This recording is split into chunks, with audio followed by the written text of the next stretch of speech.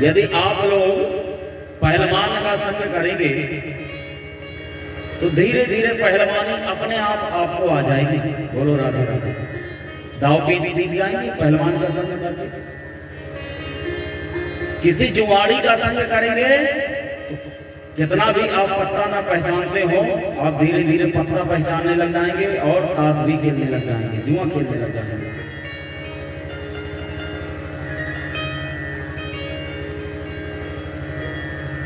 और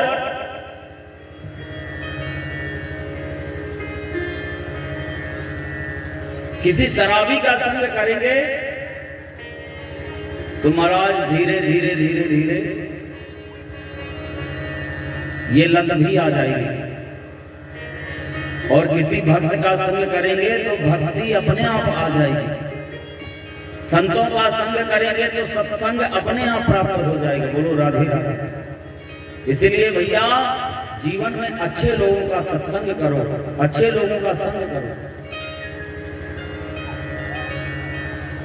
और उसके बाद इंद्रियों पर विजय प्राप्त करो। इंद्रियों पर विजय प्राप्त करो। यदि आप देखो भाई, इंद्रियां बहुत प्रबल हैं। अभी आप यहां बैठे हैं, थोड़ी देर में आपका मन किया कि महाराज रसगुल्ला खाना चाहिए, सीधे दुकान की ओर भागे। थोड़ी देर में महाराज मन किया कि समोसा खाना चाहिए तो दुकान की ओर भागे। तो देखो भैया, इंद्रियों में विजय प्राप्त करने का एक साधन है। यदि आपका मन करे कि रबड़ी खाना है तो महाराज नीम की पत्ती लाओ और सीधे खिलाओ। जैसे मुख में डालोगे तो मन अपने आप शांत हो जाएगा, इंद्रियां शांत हो जाएंगी। बोलो राधे राधे। और चाट फुल्की खाने का मन है तो महाराज नीम की पत्ती खिलाओ, अपने आप शांत हो जाएगी। इंद्रिय बड़ी प्रबल है कि देखना इंद्रियों के न घोड़े भगे, इनमें हरदम ये संयम के घोड़े लगे। अपने रथ को सुमार्ग चलाते चलो, कृष्ण गोविंद गोपाल गाते चलो। इंद्रियों पर विजय प्राप्त करो।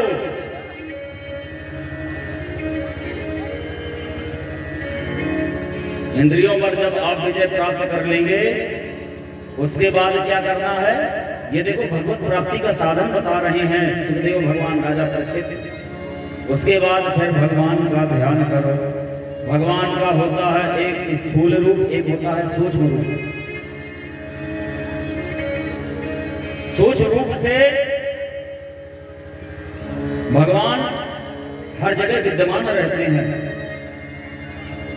और स्थूल रूप महाराज विराट रूप, पाताल में तस्य हि पादमूलम पठन्ति पाणि प्रकटे रसातलम, महातलम विश्वसृजोऽथ गुल्फो, तलातलम वै पुरुषस्य जङ्घे, तलातलम वै पुरुषस्य जङ्घे। भगवान का जो विराट रूप है वह 14 गुणात्मक स्वरूप है। 7 लोक नीचे के, 7 लोक ऊपर के महाराज।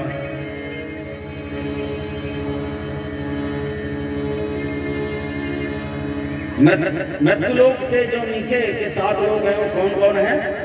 अतल, वितल, सुतल, महातल, तलातल, रसातल और पाताल। ये 7 लोग नीचे हैं इस पृथ्वी से नीचे। और इस पृथ्वी से 7 लोग ऊपर भी हैं। कौन कौन से? भू, भुआ, महा, जना, तपह, सत्य और शीर्ष, ये ऊपर हैं ये 7 लोग। ऐसे विराट रूप भगवान का चिंतन करें।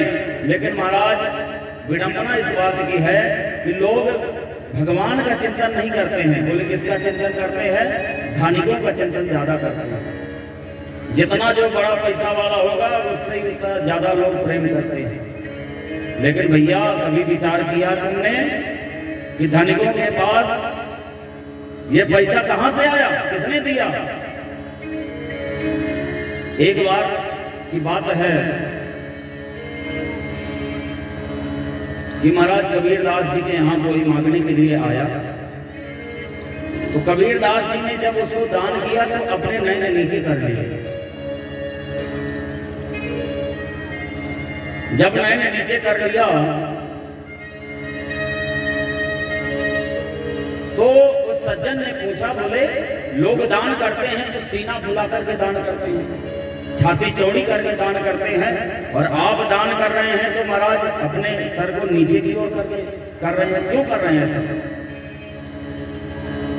तब कबीरदास जी ने कहा, बोले सुनो भैया, देनहार कोई और है,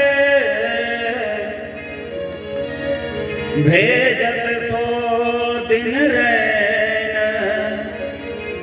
और लोग भरम हम पर करें तासो नीचे नए। देने वाला तो कोई और है, दोनों हाथ से दे रहा है महाराज, लेकिन लोग भरम हम पे कर रहे हैं कि हम दे रहे हैं। अरे हम किसी को कुछ नहीं दे रहे, देने वाला तो परमात्मा है, हम नहीं दे रहे कुछ। इसलिए धनिकों का चिंतन मत करो। अरे आज से कुछ वर्ष पहले जब हमारे ऋषि महात्मा तपस्या किया करते थे जंगल में, तो क्या धनिकों का चिंतन करते थे?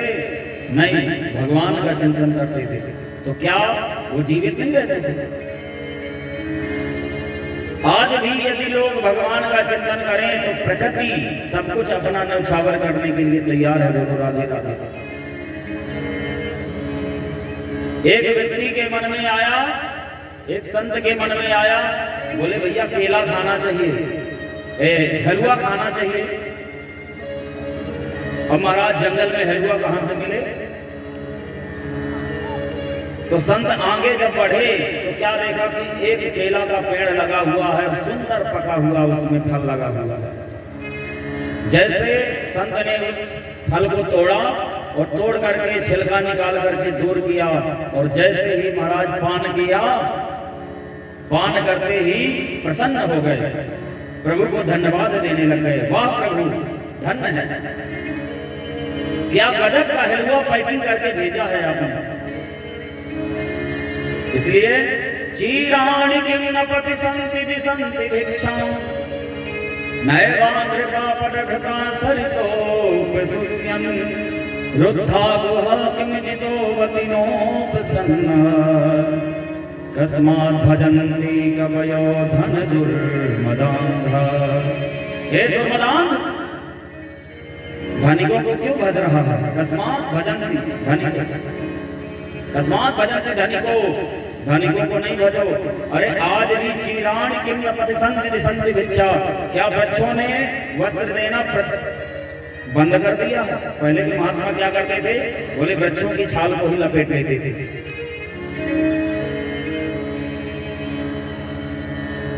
सुंदर ऐसा वर्णन राजा परीक्षित से कर रहे हैं सुखदेव भगवान। और उसके बाद दो प्रकार की मुक्ति का वर्णन किया, क्रम मुक्ति, सद्य मुक्ति। क्रम मुक्ति क्या है? बोले जो धीरे धीरे भगवान को प्राप्त करे उसको कहते हैं क्रम मुक्ति। एक होती है सद्य मुक्ति, जो शीघ्र ही भगवान को प्राप्त कर ले, जैसे ध्रुव जी महाराज ने सद्य मुक्ति प्राप्त करी। महाराज 6 महीने में, 5 महीने 6 महीने में भगवान को प्राप्त किया ध्रुव जी ने। तो क्या है? सद्य मुक्ति है। एक होती है क्रम मुक्ति, धीरे धीरे भक्ति को बढ़ाते जा रहे हैं और भगवान की प्राप्ति का साधन मार्ग प्रशस्त करते जा रहे हैं। अब सुखदेव भगवान ने राजा परीक्षित को बताया कौन से देवी देवताओं की उपासना करने से किस फल की प्राप्ति होती है। अब ये आपके मतलब की है, जरा ध्यान देकर के सुनना। विद्या कामस्तु गिरिशम दाम्पत्यर्थ उमा सती। जिस विद्यार्थी को विद्या की कामना हो, पढ़ाई में मन ना लगता हो, सुनो बच्चों, जिसका पढ़ाई में मन ना लगता हो तो शंकर जी की उपासना करना। विद्या कामात् गिरिसम, गिरिसम माने महादेव भोलेनाथ, उनकी उपासना करना। दाम्पत्यर्थमासतीम, और दाम्पत्य जीवन में मतलब वैवाहिक जीवन में लाठी खूब चटकती होना, खूब पति पत्नी में झगड़ा होता हो, और यदि वो शांति चाहते हो तो उमा सती, उमा की प्रार्थना करें, उमा की पूजा करें या सती का पूजन करें। ब्रह्म तेज, जो ब्राह्मण ब्रह्म तेज प्राप्त करना चाहता हो, ललाट उसका चमके, तो बृहस्पति की उपासना करें। और जो इंद्रियों में विजय प्राप्त करना चाहता हो तो महाराज इंद्र की उपासना करें। और भैया ये आपके मतलब की है, क्योंकि आप लोग कृषक हो ना, तो जो ज्यादा अन्न उत्पन्न करना चाहता हो खेती में, वो किसकी उपासना करे? देव माता अदिति की उपासना करे। अदिति की उपासना करने से महाराज खूब अन्न भंडार भर जाते हैं।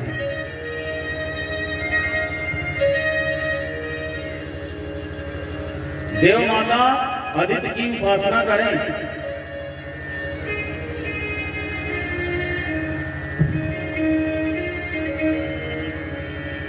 और जो अपनी आयु को बढ़ाना चाहता हो वो अश्विनी कुमारों की उपासना करें।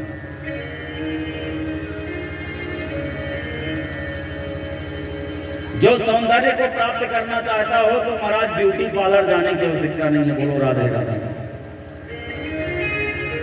जो सुंदर बनना चाहता हो तो ब्यूटी पार्लर जाने की कोई आवश्यकता नहीं है। गंधर्वों की उपासना करें। गंधर्वों की उपासना करोगे अपने आप सुंदर हो जाओगे। लेकिन आजकल महाराज उपासना तो कोई नहीं करता, ब्यूटी पार्लर ज्यादा करते हैं, बोलो राधे राधे। एक भैया दिल्ली में महाराज बढ़िया सुंदर ब्यूटी पार्लर करके और अपने बच्चे को लेकर के गई पार्टी अटेंड करने के लिए। संयोगवश वहां जोर की बारिश हो गई तो महाराज जितनी लीपा पोती थी सब धुल गई, बोलो राधे राधे। अब तो महाराज पूतना से लगने लग गए, बोलो राधे राधे। अब बच्चा अपनी मैया को ढूंढने लग गए। बच्चा बेचारा चला गया होगा कुछ खाने के लिए, थोड़ी देर में लौट करके आया, अब मैया को ही ना पहचान पाई। अब मैया मैया कहते डोले कि मैया कहाँ गई। अब मैया का जो मेकअप था वो धुल गया, मैया पहचान में नहीं आ रही, बोलो राधे राधे। तो ये पोता पाती करने की जरूरत नहीं है, गंधर्वों की उपासना करो तो अपने आप सुंदर हो जाओगे।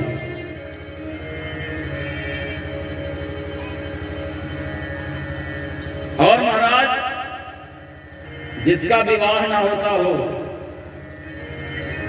हाँ भैया सुन लो ब्रजवासियों, जिसका विवाह ना होता हो वो उर्वशी की उपासना करे।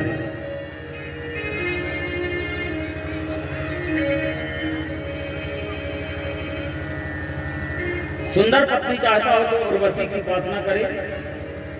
अब कन्याएं मन ही मन सोचती होंगी कि महाराज जी ने तो महाराज भाइयों को तो बता दिया, लेकिन हमारे विषय में तो कोई चर्चा ही नहीं करे। अरे बहनों चिंता मत करो,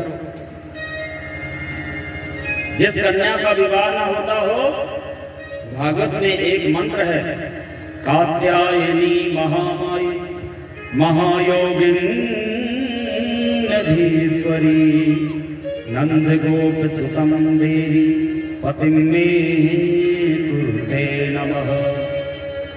इस मंत्र को जो नित्य जपता है स्नान करके 108 बार उस कन्या का विवाह हो जाता है, बोलो राधे राधे। घबराने की आवश्यकता नहीं है, बोलो राधे राधे। अच्छा, जिसको कुछ नहीं चाहिए वो किसकी उपासना करे? जिसको कुछ भी नहीं चाहिए तो वो किसकी उपासना करे?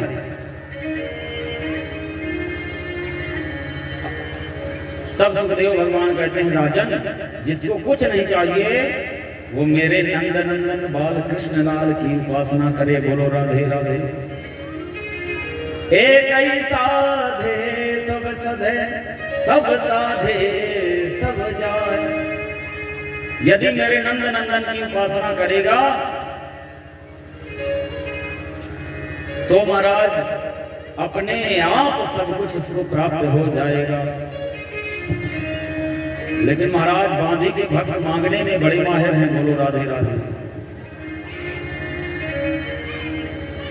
अठन्नी की अगरबत्ती ले आएंगे और पहले तो जलाएंगे उसको और खूब दिखाएंगे भगवान को, तेरा तुझको अर्पण क्या लागे मेरा स्वामी, क्या लागे मेरा। कितने की अगरबत्ती है? 50 पैसा की। बोलो राधे राधे। अब तो 50 पैसा बंद हो गया है। तो महाराज अगरबत्ती कितने की है? 5 रुपए की। और लिस्ट कितनी बड़ी है? पहले तो कहते हैं कि सब कुछ तेरा ही है, मेरा कुछ नहीं है, और थोड़ी देर में ही भाव बदल जाते हैं। सुख संपत्ति घर आवे, कष्ट मिटे तन का स्वामी, कष्ट मिटे तन का। थोड़ी देर में ही भाव बदल गए। पहले तो कहते हैं कि सब तेरा ही है, और थोड़ी देर में महाराज लिस्ट सुनाना चालू कर दिए। अगरबत्ती 5 रुपए की, अब लिस्ट देखो। सुख संपत्ति घर आवे और कष्ट मिटे तन का। सब कुछ मिट जाए महाराज, जितने कष्ट हैं। अगरबत्ती 5 रुपए की, ध्यान देना। तो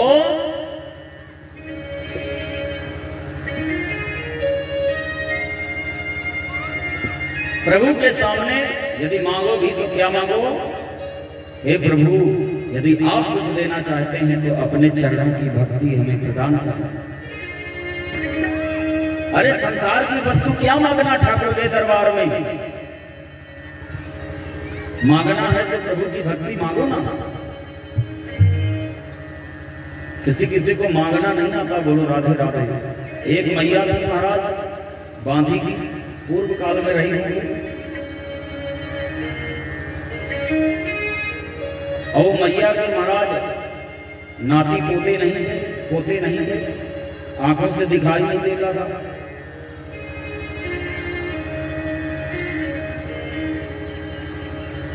तो किसी ने कहा, बोले भगवान भोलेनाथ की प्रार्थना कर, तपस्या कर, सब कुछ मिल जाएगा।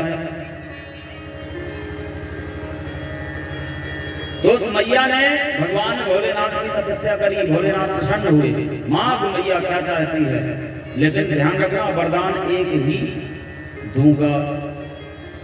अब मैया ने सोचा, अब मैं क्या मांगू? वरदान एक ही कह रहे हैं देने के लिए।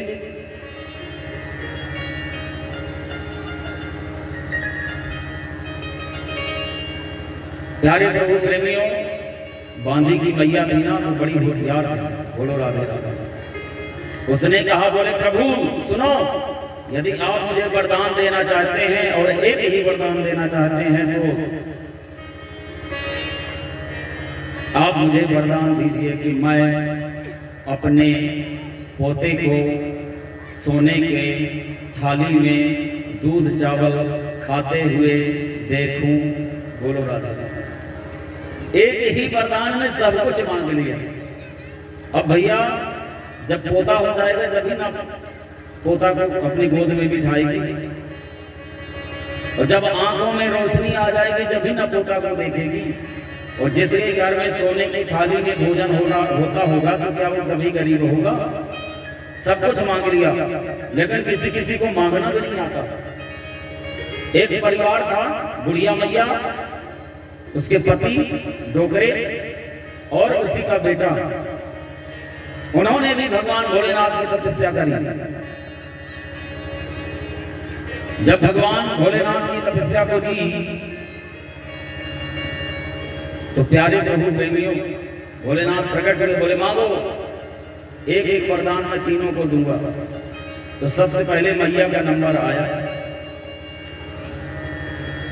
तो मैया ने मन ही मन सोचा कि मेरा बुढ़ापा आ गया है और वृद्धावस्था में बड़ा महाराज परेशानी होती है।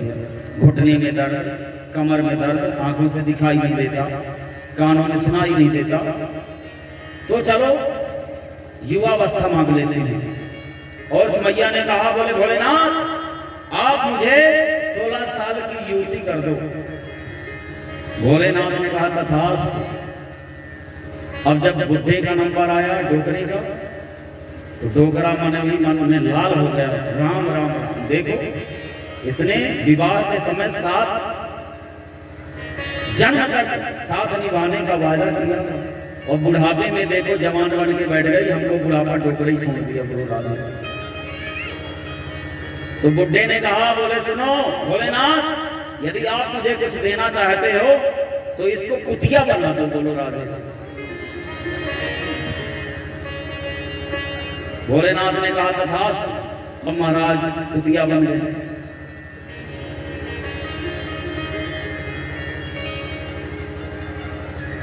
प्यारे प्रभु प्रेमियों, अब आया उसके बालक का नंबर।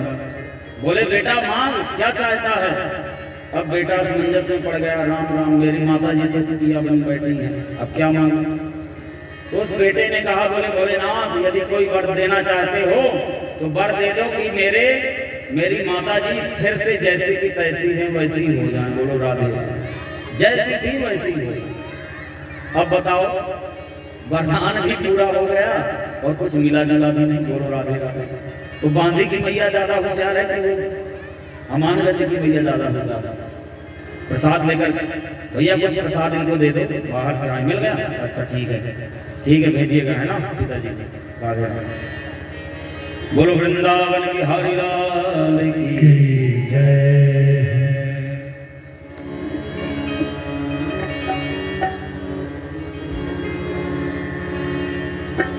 इस प्रकार से राजा परीक्षित ने जब सृष्टि के विषय में आगे पूछा तो सुखदेव भगवान ने पहले अपने गुरुदेव भगवान की वंदना करी।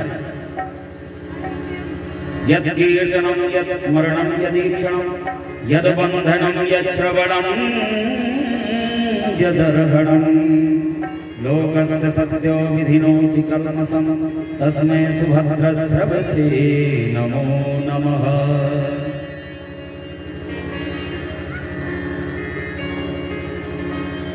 सुखदेव भगवान के गुरु कैसे हैं? यत् कीर्तनम, जिसका कीर्तन करने मात्र से, स्मरण करने मात्र से, यदीक्षण करने मतलब देखने मात्र से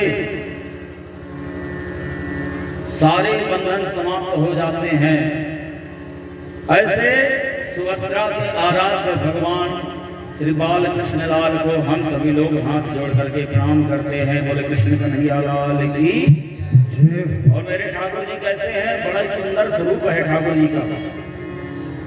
और जब प्रभु मुस्कुराते हैं, आहा, मुस्कान में ही जादू है ठाकुर जी की। बड़े सुंदर भाव है। आइए हम लोग भी थोड़ा सा ठाकुर जी की झांकी का दर्शन करें।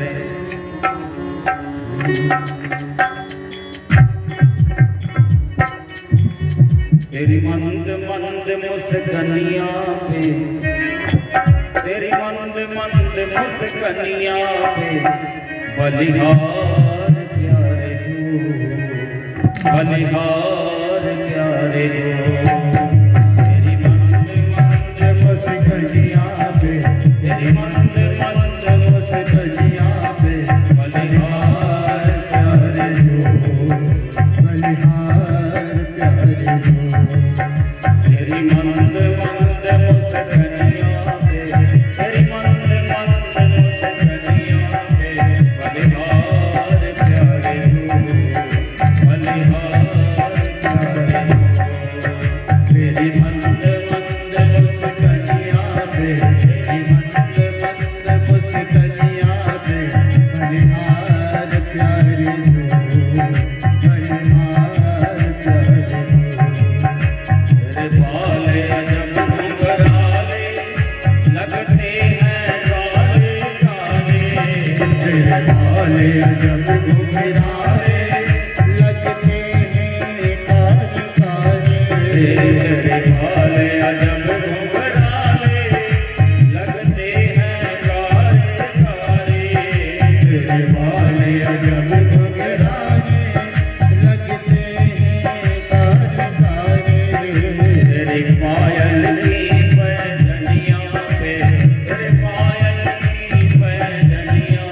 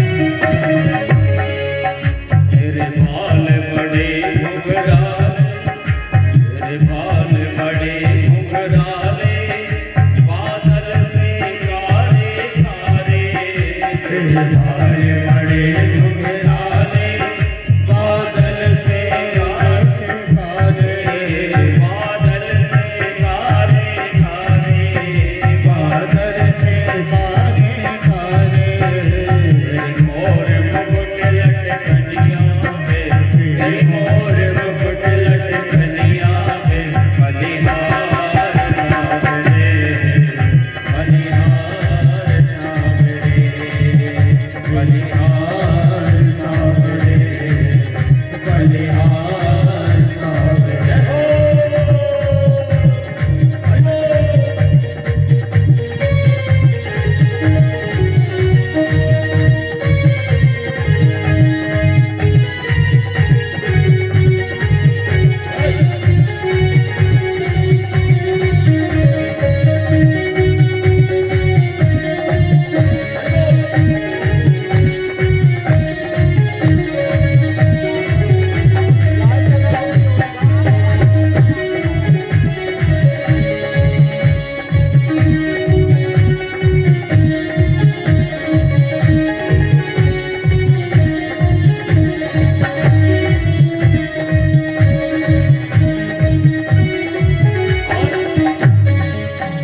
तेरी चाल अजब